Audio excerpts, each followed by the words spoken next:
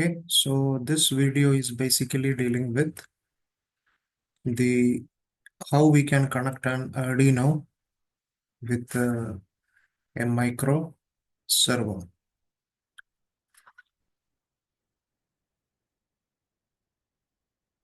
So first I am typing servo here.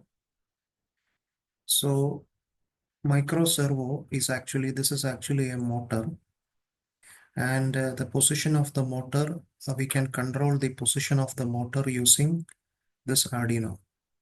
So we can control the position with the help of this Arduino from 0 to 180 degree. Okay, first we will check the connections.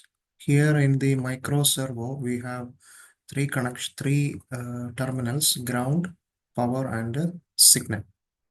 Okay, so this ground is connected to the ground of the Arduino, and next is the power.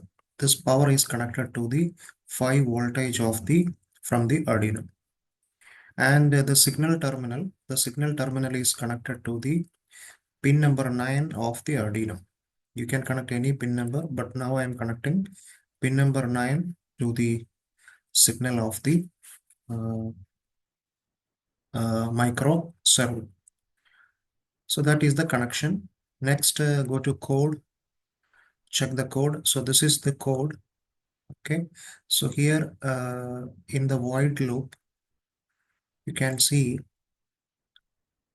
this in the last presentation, I explained you. This void loop means this inside this commands, this is repeating again and again. So here I am using for loop. Okay, for loop position 0 to 180 degree with the 1 degree increment. Okay, in steps of 1 degree. So the servo will rotate from 0 to 180 with the in steps of 1 degree. So once it will reach from 0 to 180, then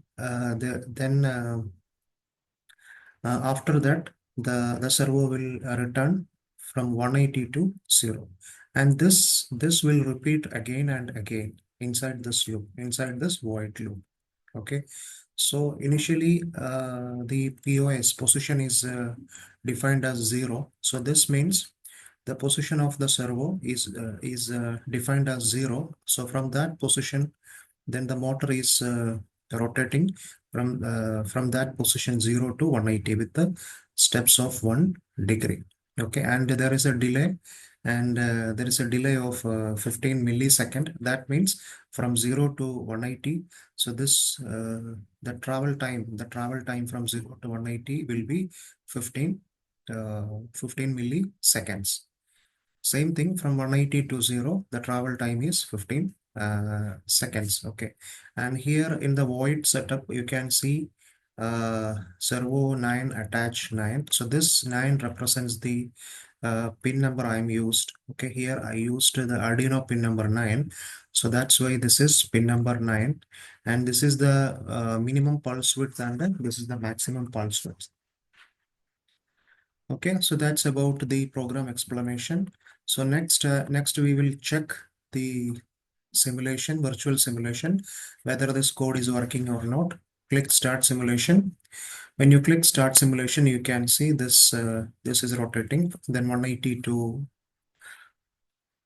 Okay, so start simulation. So this is 0 to 180, then 180 to 0, then 0 to 180, then 180 to 0, like this. So this code will repeat again and again inside the void loop. Okay, so try this and practice this.